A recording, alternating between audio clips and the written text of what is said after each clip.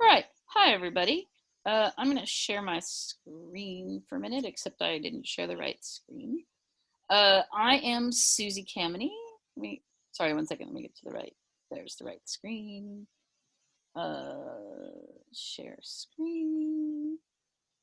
You'd think I teach on Zoom all day that I would be better at this. Sorry to be slow.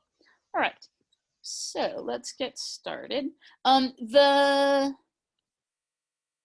The slides, by the way, are at the link bit.ly/tinkering with Tinkercad. Feel free to follow along or look at it later. There's a lot of links and resources. This was originally designed as a 2-hour session, and we decided that it would be a 1-hour session today. So there's a lot richer stuff, but feel free to help yourself to that. And we want to thank the Teach for the Bay people, a big woo for them, and for San Francisco State, go Gators,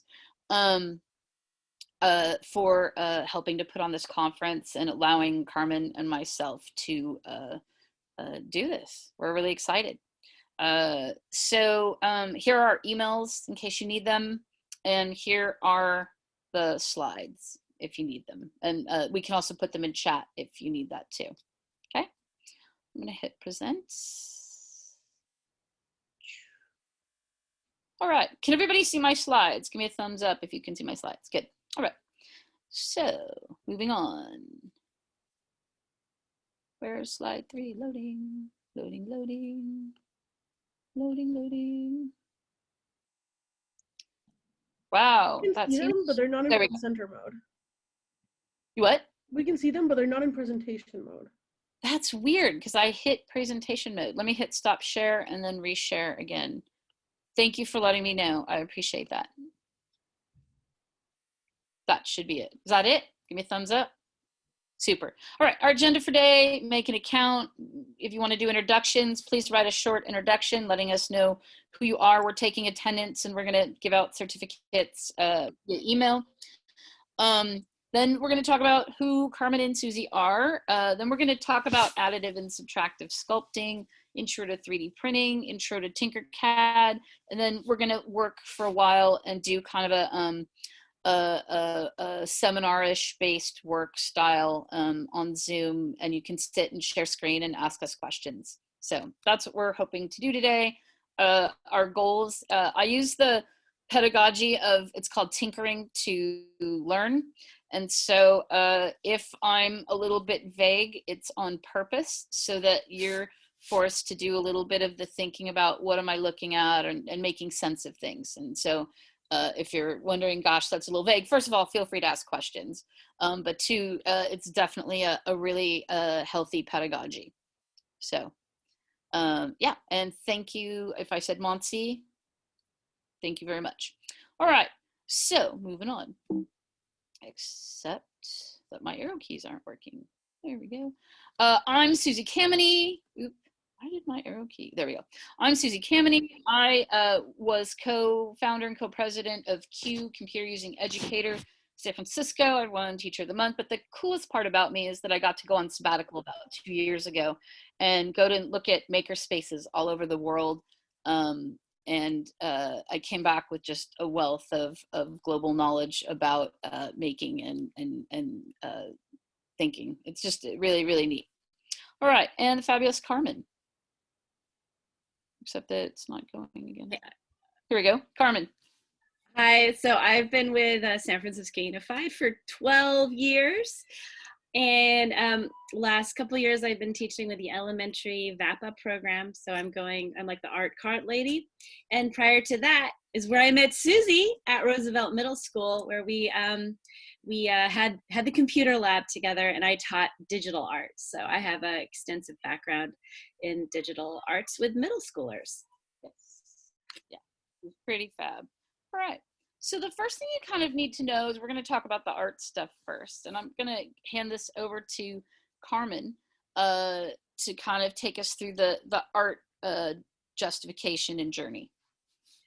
Okay, so building sculpture, there's two basic routes. There's either taking away or adding. Next slide, please. Oh yeah, sorry. Oh, that's right. You can't switch slides. Oh, there you go. So additive sculpture is just the way it sounds. It's when you take components and add them together, you put them together to create things. I have a couple of examples of that we can just like look at really briefly. Next slide. Yes, please. So Louise Nevelson collected wood components from the streets of New York and combined them into these incredible assemblages of sculpture. They're just wood and things she found, and then she painted them. So that's Louise Nevelson. And I wanted to just throw out, if you've ever been to the De Young and seen their Mesoamerican sculpture, this is also an example of additive with ceramics, where the artist started with really basic shapes and then they added things to them. Next slide. And of course, everyone's favorite, Legos are quintessentially additive. You have your little bricks and your little bits and you put them together. And I always tease my students with the thought of going to MIT to study at the Media Lab, where they have the lifelong learning kindergarten stuff, and they have a whole room of Legos for the college students and postdocs to revel in. So you can go to college and play with Legos. So subtractive sculpture is like it sounds. You start with something and you take away. Michelangelo started with blocks of marbles. He took chunks off, and we have, I still don't know how he did it. They're amazing. Many artists work in this, you know, now as well. And I love these bas relief. This is one from Teotihuacan, Mexico. You can see where the artists took away just a little bit, just enough to show you these incredible images. Yeah, they're phenomenal. There we go. Of course, Thailand, I can't, you know, these are amazing too. Another example of bas relief, subtractive. Now you can do both of this in Tinkercad. You can add and subtract, and we will show you how. Yeah. All right, and of course, engineering problems, putting our STEAM. So a possible question for you, you could propose to your students about how would you design something to stand up, or, you know, you could come up with a whole bunch of different problems or challenges that students can solve using Tinkercad. And the joy with Tinkercad is the rapid prototyping, right? You can mock it up in Tinkercad, and then you can 3D print it. So, and maybe later I'll go start my 3D printer, maybe, if you guys are good students.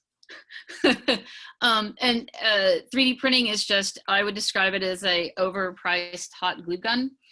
This one happens to be a 3D chocolate printer that I ran into in the middle of Vietnam. It's made in Amsterdam, but Hershey's makes one too. And I was gonna show you very quickly, and let me see if I can launch this video. There we go. And you can see how the 3D chocolate printer works. And a lot of the kids really get into it. They're like, I like chocolate. And you can make your dessert this way. It's really handy. So they take the liquid chocolate and it comes out a nozzle, it extrudes. And this is the company that made it. So. Excuse me, we can't see any video. Oh, you couldn't see the video? Okay, no. Sorry about that. It's a share screen issue, and I apologize. I will show it again. I have it actually all ready to go in another window, so that will be. Sometimes Zoom can be kind of There we go, share screen. There's the chocolate printer. Thank you for letting us know. I really appreciate that.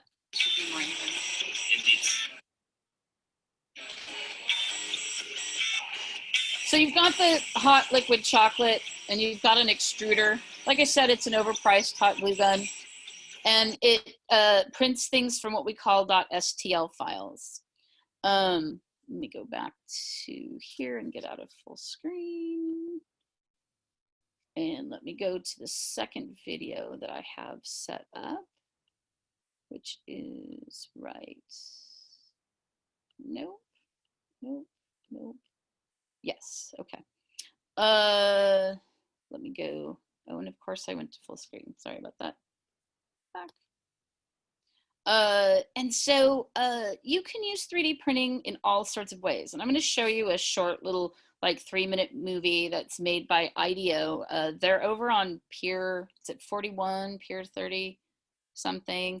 And they're one of the major design thinking houses in the country. And they have all sorts of machines and prototyping.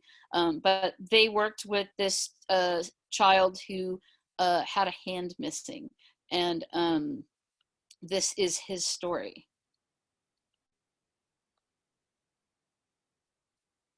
Before having this hand, or like having like any hand, it was pretty hard. So Kieran was born I get with bullied a lot, embryonic and like I syndrome and really has no wanted to fingers. be part of a team. I wanted to have friends. I wanted to act like I actually had like right hand, and it wouldn't really care if I had that. Modern prosthetics can cost tens of thousands of dollars and kids quickly outgrow them. So that's kind of the problem. For most children, getting access to these devices is an impossible dream.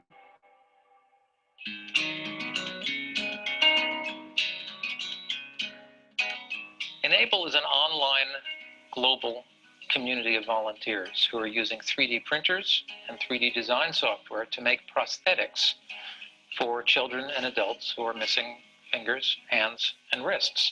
And we're giving them away for free. One of the reasons 3D printing is so well suited to this problem is no two cases are exactly the same. Some kids are missing all of their fingers, some are missing even the palm and the wrist. One of the reasons we can produce these devices for kind of incredibly low cost, well under $100, is Did you guys catch that? Well under $100. Usually prosthetics are in the thousands or tens of thousands of dollars. These devices are entirely body-driven, purely mechanical, so there are no motors, there are no sensors, there are no heavy batteries. So it's a very lightweight, very simple device. These hands don't even pretend to look like normal hands. They're very different. These things look like something Iron Man or a superhero would have, and the kids love them for that reason. Once I had this hand, my friends would ask, "Hey, dude, how's it going? Like, has like anything changed with it? Is it working better?" And like, it's pretty cool how they're like actually like involved. They're actually like talking to me about it, and like I love this because like I could pick up stuff and I could help.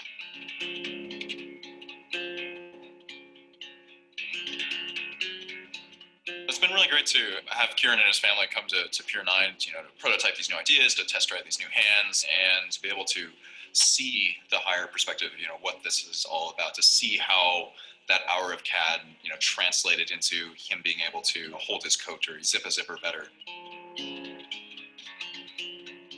What Enable has done is it seems that they've kind of proven that. So that's a 3D camera. And they usually take a 3D picture of, it looked like what was his wrist. And then they can import that information into 3D design programs and design hands around that. And then they're, like they said, these particular ones happen to be mechanical and not electric. Regular people can design amazing things if they're given access to the tools. I think it's pretty cool that I'm one of the people actually like testing this out for like a bunch of other people. It's going to be really awesome to see it when it's so big. Like every kid that has a problem like me will have a hand.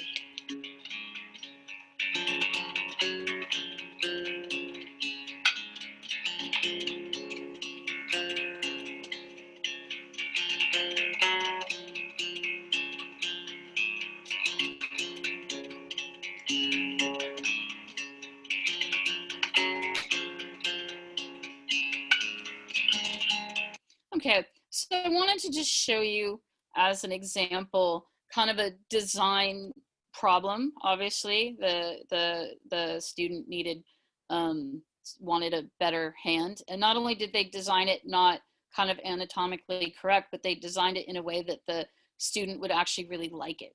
You know, it looks like a superhero versus being kind of anatomical and hot pink, you know, or blue or whatever. So that's a way that's really a really great way to kind of introduce to your students. There's also a short video about a dog with a prosthetic leg, and students really get into that because they're like, the dog doesn't have a leg, but you can build a leg for a dog. And it really brings it home to the student, like, oh, I can go and design this. And in fact, you know what, let me show that one just because that one's pretty good. And I apologize that it's a little bit rough to show the videos, which are in here. And I have some more videos in there too. There's an artist named Stellarak, and he actually, I've met him. It's a true story. This is a crazy thing. He said, I want to build an ear and I want to grow it on my arm. So he 3D printed an ear and had it implanted on his forearm. True story, as a work of art, as a whole bunch of reasons. But it is possible. They're working on reproducing body parts this way. And it's just really fascinating to think about all the possibilities with a 3D printer, with using, and even using Tinkercad or the professional version that Autodesk makes called AutoCAD. Let me go to share. Here's the dog one. The kids love this dog one.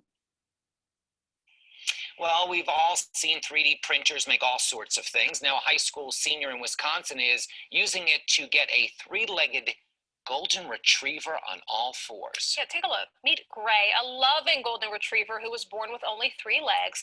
Makata High School's engineering teacher met the dog at a puppy training class, and that's when one of his students made it his mission to help by designing a prosthetic for Gray using a 3D printer.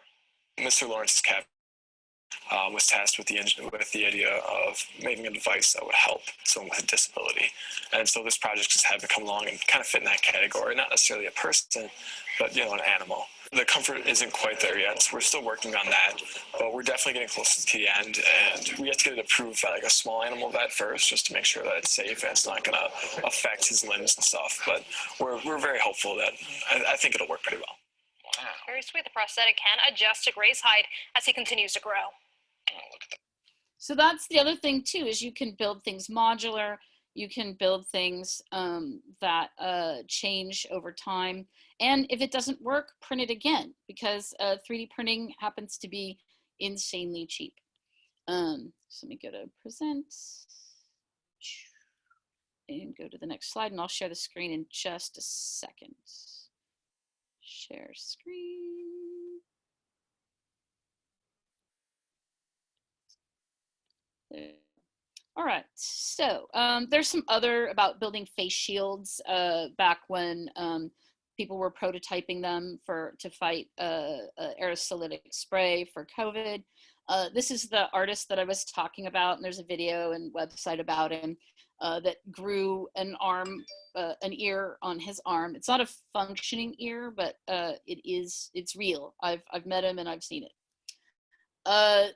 The other thing is the Smithsonian has an outstanding collection of these 3D files that you can both alter in Tinkercad or you can output to.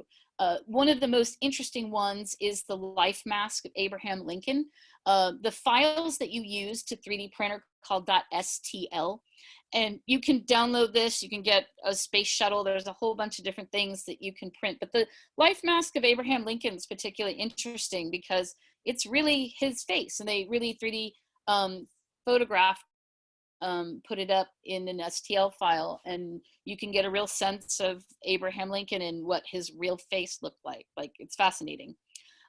So adults use computer-aided design. It's a fabulous job. Autodesk, for example, is located at One Market in San Francisco. So you can, if you have high schoolers, that's a great internship. They have an education program there too. Often they do a lot of outreach to teachers.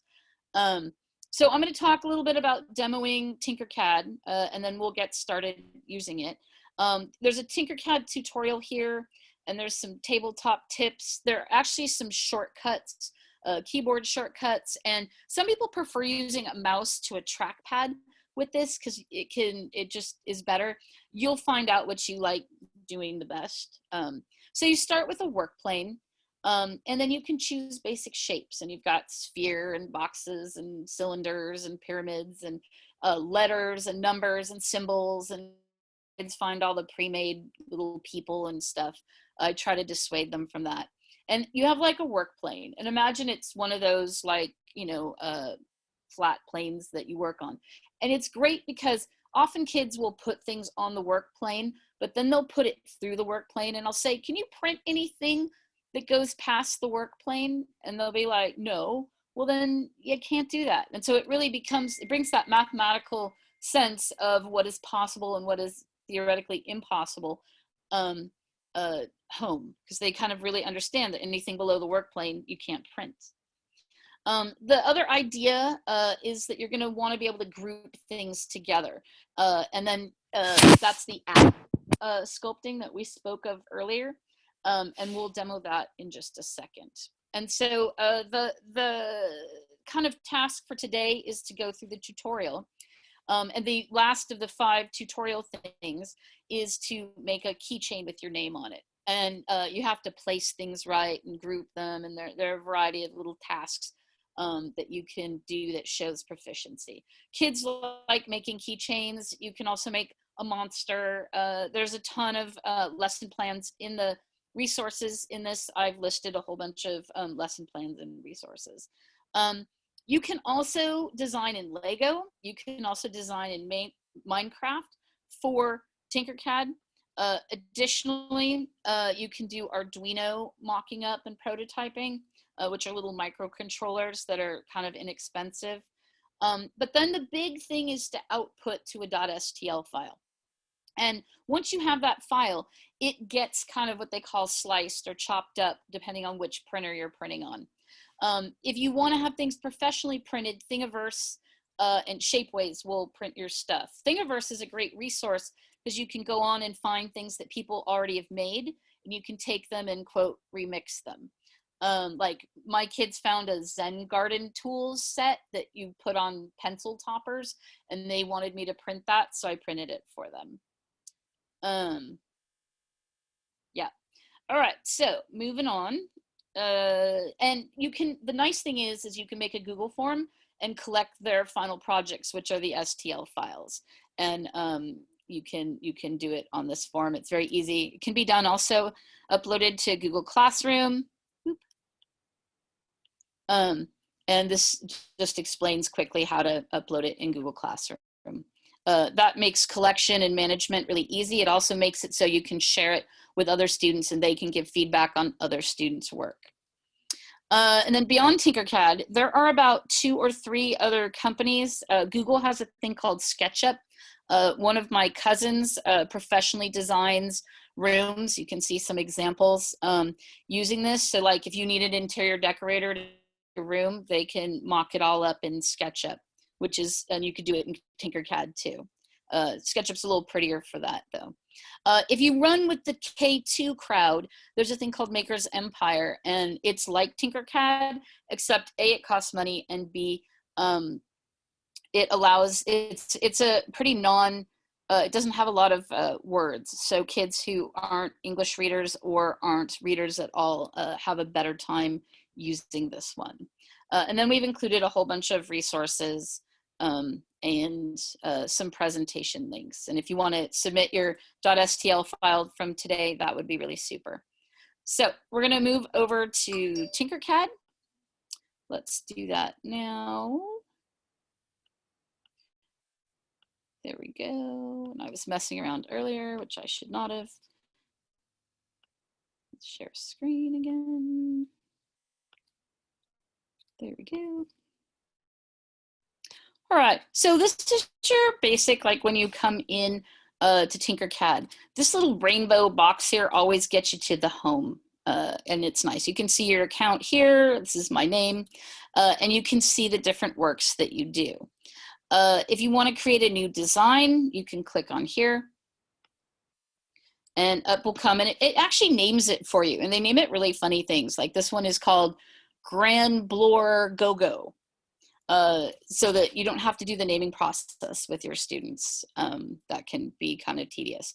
I believe you can set it in inches and millimeters. It's by default set to millimeters, and this is your work plane. And I'm gonna move this over here, and I can choose different shapes. Let's say I need a cube and I want a sphere, okay? And I want to put the sphere on top of this cube. You can use all of the rotation. You can actually do under, over, and you can use this here to rotate your work planes. So you can be viewing bird's eye, you can be from the sides, etc. And if you get confused, click the home button and it takes you here. Because oftentimes, and I have like, it's hard spatially to figure out where you are. You can just click the home button and that kind of reorients you. And you can zoom in and zoom out and select things. So let's say I want to put this ball on this cube. I'm gonna just move this up just a tiny bit so it's kind of easier to see. I can click on this. I can click the little endpoints, and you see I can see how many millimeters it is, and I can make it wider. I can make it taller. I can make it oblong, etc. But there are a couple of little tricks. If I want to move it up and off the plane, I can pull, I can pull on this cone, and it's really tiny. And the cone will take it up off the plane. And let me show you, it is now not sitting on the plane. And I can move it over to here, and I can use the cone to put it back on. But I still don't have it on. A lot of kids get really tricked by that. And I have to move it forward a bit because it's not fully on. Now you'll notice that it kind of cuts out, and that's that subtractive sculpting again. And we'll show that to you in a minute. So you can click on each one, or you can highlight both of them. And you can come here and go to group, which is, I think it's this button right here. It's also Control G. And that groups it. It also makes it only one color, which highly disappoints all of my students. They'll be like, but I made it rainbow. And you're like, well, it makes it one color, sorry, when it's a group. But the nice thing is now I can move it around as one piece, okay? There's also a Scribble function. There are a bunch of, you can put in text, etc. And there are different shapes. You can make dice, custom dice is one of the lesson plans. If you come back out here and go back, you'll see there's a whole Tinkercad lesson plans that you can do. I'm gonna let you guys, when you first log in, there's a tutorial, and I'll put the link also to the tutorial in the chat, but I want you guys to get started. Oh, I forgot one last thing. I forgot to show you how to do subtractive sculpting. So that was additive, right? I'm putting something on top of something else. And then for the subtractive sculpting, I'll show you how to do that. It can get a little tricky. Let's say I have a box. I'm gonna make it a little bit bigger. And I wanna make a cylinder. So I wanna grab, you can grab the regular cylinder and put the regular, I gotta make it taller. Oh, I don't wanna bring it on. Make it taller by pulling here. And you put it in there, okay? But there's no hole yet. So here's what you have to do, and it's a little complex, and it's always a challenge for the kids, is you highlight both of these things, and you click on, oh, I'm sorry, hang on. You click on just the cylinder, and you click on hole, and it'll turn gray, but it's not a hole right now, because one, I can still move this around, but two, they're not attached. So you have to group them to actually make the hole. So then I highlight, I click group, and now I've made my hole. So if you want to make a keychain, usually the parameters I tell the kids, it's got to have some kind of flat part, and you can put your name on it. There are letters down below here. You can either go to text, or way below under here, you can go to text and numbers. And you can play around. You want stars or whatever, you know, it's yours to make beautiful. But it's got to have a hole in it because it's not a keychain without a hole. That's what I always teach the kids. So if you guys want to get started and playing around with Tinkercad, we have kind of an open lab system here. I'm going to hop out of share screen. And if you have questions, just hit share screen and I will talk you through it. Any questions at all? Questions? No. If you want to print on a 3D printer, where do you find a printer? Excellent question. Are you part of a university? No. Okay. That would be my first thing. I have one. I got a grant, and I actually brought it home because I didn't want to leave it at school. If you'd really like to print something, you can send me the file and I'll print it if it's not too big. There are some of the libraries down like in San Jose, they offer 3D printing. You can also do 3D printing for Shapeways website that I gave you in the presentation. But usually most universities you have access. Oh, San Mateo Library has it too. Thank you very much. So yeah, and UCSF actually used to have in their library, they have a whole 3D printing thing and any member of the public can go and print there too. It does take a while to print. I'm gonna start something printing in a few minutes while you guys are working. So I have to set up my phone so I can go to the other room. It takes a long time, even just to print. I'm gonna print a little tiny fidget spinner. It's a good 1 hour to print it. So, and I can show you, I'll get out some prints. Oh, about kind of the pedagogy around teaching this. I always give the kids Play-Doh first, and we play with Play-Doh. I always give them wooden blocks that are pyramids and spheres and shapes. And of course, we go over the vocabulary and like what makes a sphere, etc. And then we talk a little bit about additive and subtractive. Then we get going. Yeah. I have a question. Sure. I live in Pleasanton. I never heard any library has this facility at all. I know Oakland must have one. San Francisco has a thing called the Mix, but they only allow teenagers in. In fact, I had to get special, I'm like one of the adults that they had to sneak in. It was really cool. But they've got recording studios and 3D printers and sewing machines. It's outstanding. As far as East Bay resources, like I said, if you send me the STL file, I'll just print it for you. It's very. And I think about it because I want to be a preschool teacher. And I almost transferred the third year. And then I think that in the traditional way, we use Play-Doh, we use recycle bottles. I think I'm not quite sure. I just feel this is a good source to do. But when I did teach the children to do animation, all this thing.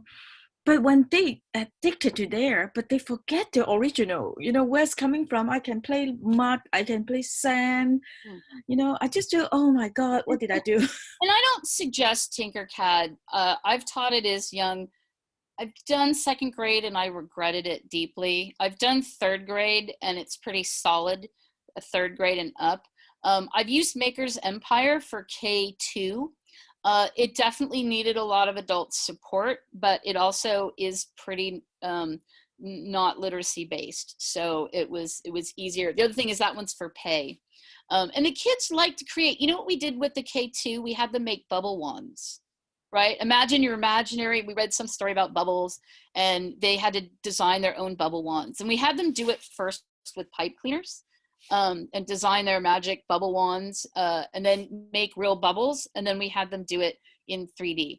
I don't know how age appropriate for pre-K, and I'm gonna even go on a limb for K, doing 3D modeling is. I really think that it's kind of an older, you have to really kind of understand a little bit of geometry to really benefit from this. I don't think I would personally recommend it for the pre-K kiddos.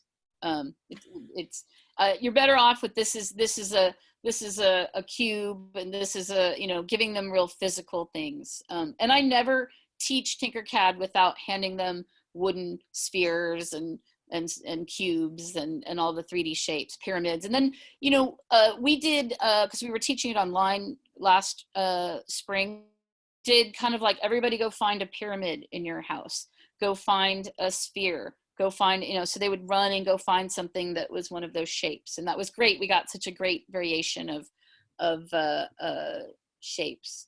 But this also, oh, Laney College has a lab. Yay, Laney College. And I think, you know, this is, I think, especially the Arduino prototyping and stuff, that's definitely more middle school, high school. You know, you can start addressing some of the math through this very practical tool. And that's really the trick. You know, it's XYZ axis. And it's, you know, which sucks because they used to have that standard in 2nd grade, and I think they moved it to 4th or 5th grade. And so now when I talk about XY axis, they're like, what? And I'm like, oh gosh, it wasn't already taught. So I kind of have to, but it's great because they learn using this tool, right? I don't have to explicitly like go over 5X and over 3Y. They learn by like placing things and extruding, you know. They learn what the Z-axis is, and in a very kind of practical way. Yeah, I think that is good for for example, study biology, the bone structure and whatever inside you cannot see, you know, you can use the shape, okay, easily to illustrate, oh, this is body part, this is the bone, this is the head, you know. Yeah. We did a collaborative, Carmen and I, along with a social studies teacher and a math teacher at the 7th grade level. We did a collaborative project where the kids designed a monument that they found on Google Maps, and they did a proportional measurement. Some people did the Arc de Triomphe and various things around the world. And they had to find it in Google Maps. They had to measure it. They had to do the proportion, and then put it in Tinkercad.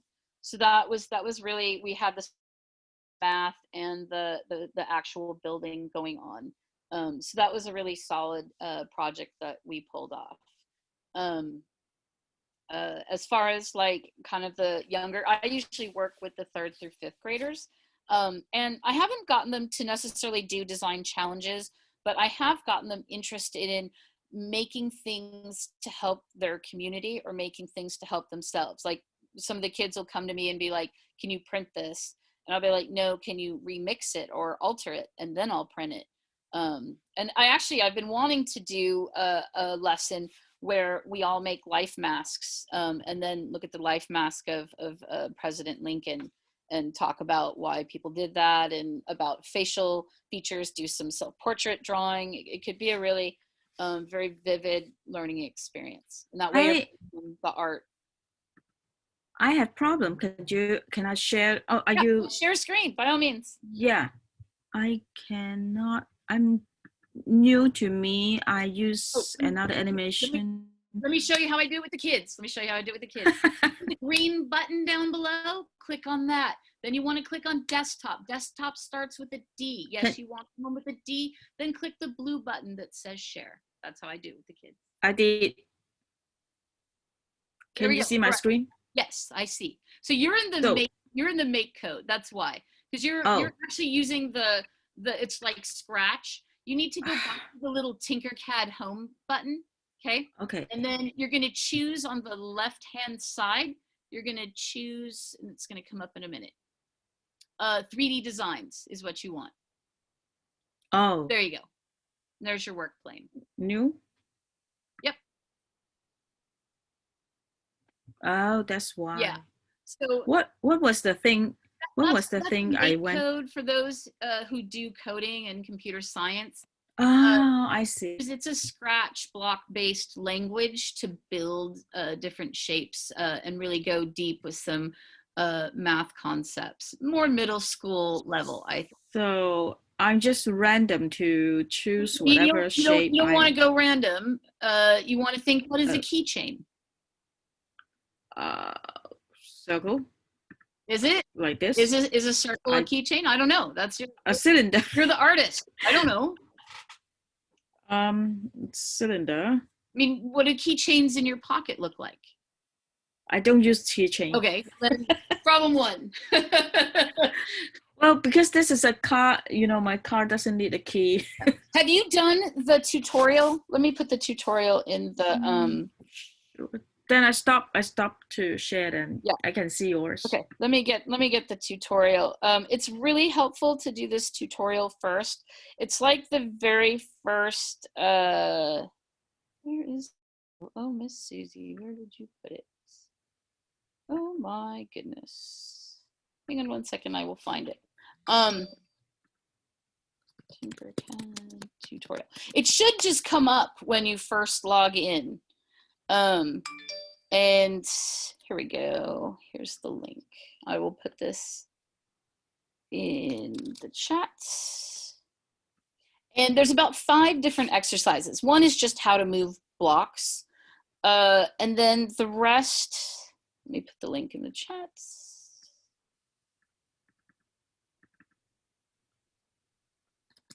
There we go. Yeah, that's super. I didn't know. That's of course, all the colleges are going to have 3D printers nowadays, but that's cool. Lainey has one too. That's awesome. Well, you know, with the rise of 3D printing has come the rise of the makerspace. And I've seen a lot of teachers build little mini makerspace classrooms, which are, I think, a really vital part, especially at the elementary level, of just exploring. Like, you know, what goes on what? How do I make tape? How do I cut things? How do I build? Can I build something that's functional? Can I build something that's aesthetic? It's a lot of fun to watch kids really juggle all that. But if you go to this with the basic projects, and I'll hit share screen, and I probably should model this. Thank you for. Dun, dun, dun. There are different projects, and the basic projects, let me move my thing out of the way. And the keychain, or they say luggage tag, is here, but you can click on that. So there are a bunch of basic, like how to make a hole, right? And that's the simple heart ring. Or how to build the Minecraft glasses. They love that one. They're like, ooh, I have Minecraft glasses now. But there are a lot of very simple things. The very first activity is the learning the moves. And this comes up once you have your students make your new account. This one actually comes up. And then the camera controls, that's just showing you how to move things spatially. Then you do the wrench, and the wrench shows you how to take a hexagonal solid, and cut out a piece to do the subtractive. And then the keyring one is here, and I'll click on that and give you the link for that one, because that's really the one I'd like you guys to try if you'd like to try it. I invite you to, the nice thing is if you mess anything up, which I don't believe in mess ups, but if you want to go there, you can always just fix it. It's all digital. It's really handy. You know, that's one of the great things. Kids will be like, oh, I moved this to the wrong way, or it's all wrong, or the wrong color. I'm like, just hit undo. That's why we have digital, right? Same with writing digitally, same with drawing digitally, same 3D digitally. You don't like it, tweak it.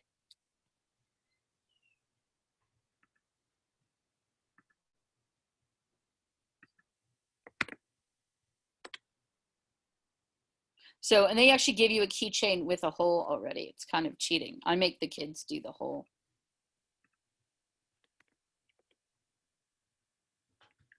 I'm sorry. That's a great question. Oh, yeah. I copy and paste your link. It doesn't work. They say that this isn't the page you're looking for, and there's a penguin. Okay. Let's try that.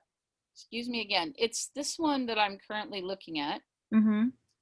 Let me just re-paste it. I might have pasted it wrong. So let's try that again. Thank you for letting me know. So there was a question, how expensive are 3D printers? 3D printers, the cheapest ones I've seen are like $400 or $500. They are really cheap, but they can be really finicky. yeah, they can be really finicky. The one that I have is worth about, it's, you know, $700-800 to $1,000. Is a pretty decent one. It's still a pretty primitive technology. All the time, the extruder head gets clogged, or it's hard to get things off the heated plate, etc. In fact, I will go turn on my 3D printer if you guys would like. Can I share my screen? Is not successful. I'm going to share with you. How does it look like? Please share. This is the one I'm looking at. Huh. Well, it says tinkercad.com, but it doesn't say HTTP : Yeah, there's an error, you know. No, but go up into your URL and okay. mouse over to where it says HTTP. Okay. Okay, you want to click in the URL link. Okay, paste it again. Okay, but you want to use your mouse and go, use your left arrow and go all the way to the beginning. There you go. It is here. Yeah, that's weird. It's not working. That's so weird. Huh. And it works for me. Oh, you know why? I know why. Hang on. Let me try one more thing. Sorry about that. I know why. Let's try this. Try this link. Okay, let me. Because this was sent to me by the Tinkercad folks. So this might be a better link. Mine was probably individual to my thing, and that's why it wasn't letting you in. So I guess I should talk about troubleshooting, things that you'll run into with your students. Grouping is a complete nightmare. To show kids how to group and to do the holes, it takes a lot. It's conceptual, it's motor and fine motor, and it takes a lot. So be patient with them and show them a bunch of times. And then it changes color and that upsets them. There's a lot. It could probably have a better interface around grouping. But grouping is really handy. Like I said, it's that additive sculpting. So. All right. I have a question. Yeah. How do I know if things are touching? I know it seems weird, but like. That is a great question. Can I show you what I'm doing? Yeah. Oh yeah.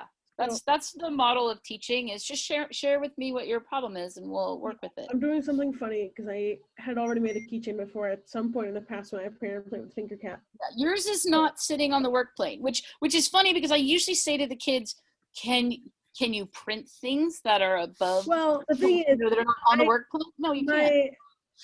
My lunar module is, and I wanted to attach the dinosaur head to the command module because I get a command module and I get a dinosaur head. So you want to click on that little black cone. You'll see if you click on the dinosaur head.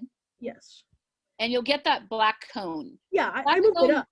Okay, you got it up and you can move it over, but then you put it down. When I moved it over without that sphere that is now with it, but I don't know if it's attached to it, they're like, they just didn't fit together. There was like space in the middle, so I was gonna make a piece to like bring them together. But I don't know if I just put that sphere on there and I like joined them, but I don't actually know if they're touching. I don't know how to know if they're touching. So for what it's worth, the Z-axis, you can have it snap to grid, and I forget where that is, and forgive me, but there's a snap to grid function, and you can have it say you want it to be 45 millimeters high. And if you know the top of your module, say it's 45 millimeters, then you can have it snap to grid at 45 millimeters. And then you know it's touching because that's how tall the thing is. I think the problem is the shape of the dinosaur head is not like, right, it's probably the height is like not flat, is what you're saying? Yeah, so you can actually have it sit a little bit inside. Like if you have a sphere and you have a flat thing, you can have a little bit of that sphere sitting inside the say it's a flat rectangular prism. Right, I just kind of wanted to attach it like say here or something. Yeah. Which I know there the sphere will be attached to the module. Right. I still can't tell if it's attached to the dinosaur head or not because the dinosaur head is really thin. Well, they're grouped together. You've been able to move them around as a group, so you did group them. Oh, so if they were not touching, they wouldn't have grouped? Correct. Oh, okay, that's good to know. Okay, I believe so. That's a good question. If they're not touching, yeah, I've seen things. Well, I've seen things that are not touching that you can group. But I usually use visual. But if you want accurate, you've got to just figure out how many millimeters and do it that way. There's a snap to millimeter grid thing with the Z-axis, and I forget where that button is, and I apologize. Okay, that's fine. I can find it. I think it's one of the ones on top. There's also like you can do some symmetry work with it. The other cool part is you can take an STL file and import it. So let me show an example of that. Let me go to Tinkercad. So for example, some people wanted me to print some of the 3D face shields that they were working on to combat COVID. And because I did 3D, I took printer from school home. But I'll return it, I promise. So what I did is you can go to new design and you can hit imports right here, and I can import from my desktop, and I'm going to just choose one from my desktop. Here are my STL files. I'm just going to choose something kind of random out of, there was like the Budsman face masks, and I think this is we use the 4th revision. Yeah, I want the STL file. Where's the STL file? There we go. And you can just pop in any old file, like Thingiverse has STL files. You just save them to your desktop and then import them into Tinkercad. And you can remix other people's work. See, so this was the face shield that I think UCSF was designing and some other medical providers. And let's say like this is too big to print, or I want to put my name here. I could very easily go to letters and put a big B right there on my face shield because I want it personalized, you know. So that's the really nice thing is you can take existing things and make them your own. They can make them your size. You can make them your style, your color. It's really handy. And let me share with you some video of a 3D printer. And we're about to end. And like I said, our emails are there. You can always ask us questions. And we can stay a little bit longer too. I am to answer questions and stuff. I'm not in a rush. Carmen, anything to add? Yeah. It's just such a great tool. It's free. San Francisco Unified actually lets us use it. I'm thrilled. It took a lot of lobbying to get that done. All